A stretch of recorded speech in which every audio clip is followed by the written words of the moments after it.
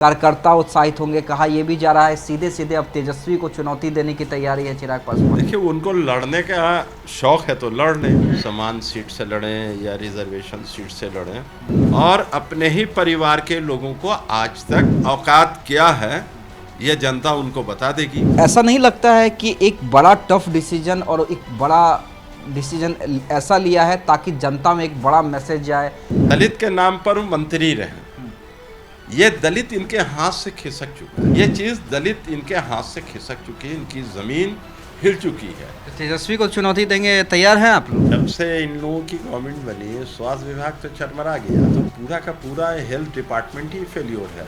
और जो दलित के लीडर क्या है। नमस्कार, देशवा न्यूज़ देख रहे हैं आप, आपके साथ मैं अमित झा। देखिए, चिराग पासवान चुनाव लड़ेंगे, लगभग ये घोषणा हो चुकी है और ये भी घोषणा हुई है कि वो सुरक्षित सीट से नहीं बल्कि सामान्य सीट से चुनाव लड़ेंगे।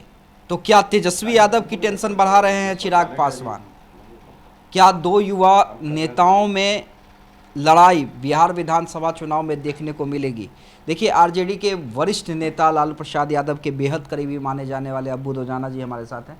दोजाना जी, चिराग पासवान चुनाव लड़ेंगे बिहार विधानसभा, वो भी सामान्य सीट से, तो ये तो बड़ा फैसला है। देखिए, उनको लड़ने का शौक है तो लड़ लें, कौन मना किए हुए हैं? इससे हर का अधिकार है, हमारे कॉन्स्टिट्यूशन में हर को अधिकार है लड़ने का। समान सीट से लड़ें या रिजर्वेशन सीट से लड़ें, लड़के देख लें। अब तक तो उन्होंने रिजर्वेशन की बैसाखी से आए थे, जीते हुए हैं। अब उनको डर लगने लगा कि हम तो रिजर्वेशन के नाम पे सीट तो रिजर्व जो है ले लेते हैं, लेकिन वो बेचारे जो जिनको लड़ना चाहिए रिजर्व सीट पे, उनको तो साइड लाइन छोड़ दिए और अपने ही परिवार के लोगों को आज तक उस रिजर्व सीट पे चले आ रहे। ये जो दलित बेचारे लोग हैं, वो लोग समझ चुके हैं कि Ramvilas ji private limited party थी स्वर्गीय रामविलास जी की। अब उनके पुत्र जो हैं, अभी इन्होंने अनाउंस किया कि जनरल सीट पर लड़ेंगे, उस पर भी लड़के आजमा लें, उनको समझ में आ जाएगी कि उनका क्या है, ज़मीनी औकात क्या है, ये जनता उनको बता देगी। लेकिन कहा जा रहा है कि ये बड़ा फैसला है और बड़ा डिसीजन टफ, मतलब ये डिसीजन टफ माना जाएगा ना, कि भाई एक सांसद जो केंद्रीय मंत्री भी है, केंद्रीय मंत्री का क्या सुविधा होती है, क्या पावर होता है, ये हर लोग जानते हैं। अभी 4 साल हैं, तो ऐसा नहीं लगता है कि एक बड़ा टफ डिसीजन और एक बड़ा डिसीजन ऐसा लिया है ताकि जनता में एक बड़ा मैसेज जाए, कार्यकर्ता उत्साहित होंगे, कहा यह भी जा रहा है सीधे सीधे अब तेजस्वी को चुनौती देने की तैयारी है चिराग पासवान। देखिए, आपने जो बोल रहे कि बहुत बड़ा फैसला, ये बहुत बड़ा फैसला नहीं, ये डर का फैसला है। किस चीज़ का डर? दलित लोग समझ चुके हैं, बेचारे दलित लोग, इन्होंने सोचे थे कि दलित के लीडर हैं रामविलास जी स्वर्गीय हो गए, तब उनके बेटा हैं, लेकिन दलित के नाम पे इन्होंने वोट बटोरे, दलित के नाम पर मंत्री रहे, ये दलित इनके हाथ से खिसक चुका है। उसको भी मालूम हो चुका है कि ये हम लोगों की भला नहीं है, हम लोगों के भला इंडिया गठबंधन करेगी। एनडीए के जो लोग भी अलायंस में हैं दलित करके, और उसमें ख़ास करके चिराग पासवान जी, जो दलित के नाम पर ये वोट बटोरा करते थे, उनकी सिंपैथी लेके और अपना उल्लू सीधा करते थे। और कोई नहीं था दलित जो सेंट्रल में मंत्रालय ले सकता था। चिराग पासवान जी ही क्यों मंत्री बने?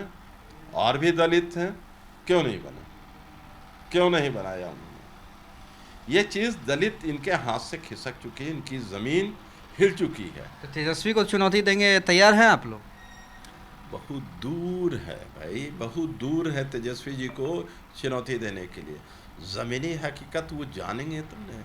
आप कहीं भी आप चले जाइए, जिस गांव जिस पंचायत पूरे बिहार में तेजस्वी तेजस्वी ही का नाम है। भाई वो भी अब केंद्रीय मंत्री हैं, बिहार आ रहे हैं, तो लड़ाई होगी ना दो युवाओं में। देखिए वो केंद्रीय मंत्री हो सकते हैं लेकिन जमीनी लीडर नहीं हो सकते। जमीनी लीडर तेजस्वी यादव ही हैं।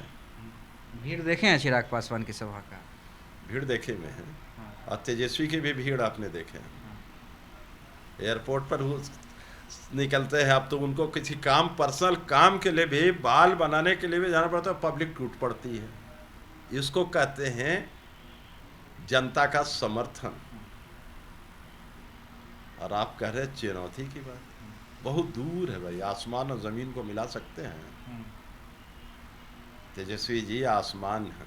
चलिए ठीक है, एक और मुद्दा इसी में मैं ले लेता हूँ। पीएमसीएच को लेकर जिस तरह का मामला सामने आया है, एक दलित बच्ची जिसके साथ रेप हुआ रहता है, 5 घंटे उसको बेड नहीं मिलता है।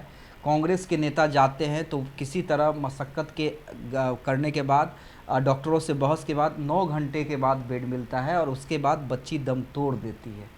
क्या लगता है, वाकई बिहार की जो स्वास्थ्य व्यवस्था है वो चरमरा गई है और अब वक्त आ गया है कि पूरा विपक्ष एकजुट होकर मंगल पांडे से इस्तीफा मांगे? ये तो जब से इन लोगों की गवर्नमेंट बनी, स्वास्थ्य विभाग तो चरमरा गया। दूसरी बात ये है कि वो बेचारी दलित जो लड़की थी, जो 9 घंटा तक एड़ी घसी रही, लास्ट में दम तोड़ दी गई और वही इंडिया गठबंधन के लोग गए। तो पूरा का पूरा हेल्थ डिपार्टमेंट ही फेल्योर है। और जो दलित के लीडर कह रहे हैं कि हम दलित के लीडर हैं जो एनडीए में, इनको तो आवाज़ उठाना चाहिए था, मंत्रालय से रिज़ाइन मांगना चाहिए था, या अपना रिज़ाइन देते कि दलित का सवाल था और कहते कि हम दलित के लीडर हैं। यही डर इनको सता रहा है, तो उन्होंने कहा कि मैं जनरल सीट से लड़ने जा रहा हूँ। चलिए, तो अबू दोजाना हमारे साथ थे। इनका कहना है कि कोई फ़र्क नहीं पड़ेगा, लोकतंत्र है, अगर चिराग चाहते हैं तो चुनाव लड़के देख ले, तेजस्वी के मुकाबले कहीं खड़े नहीं होंगे। हालांकि ये वक्त बताएगा कि जब चिराग पासवान बिहार विधानसभा चुनाव लड़ेंगे तो, क्योंकि फाइट देखिए, बिहार जो है अब यही युवा नेताओं को देख रहा है, चिराग पासवान को, तेजस्वी यादव को, प्रशांत किशोर को, मुकेश सहनी को, यही 3-4 जो लीडर हैं वो आने वाले 40 सालों तक पॉलिटिक्स करेंगे। तो लड़ाई दिलचस्प होगी, जनता किसे आगे करती है ये बड़ा देखना दिलचस्प होगा। लेकिन अब्बू दोजाना कह रहे हैं कि एक आसमान है तो दूसरा ज़मीन है।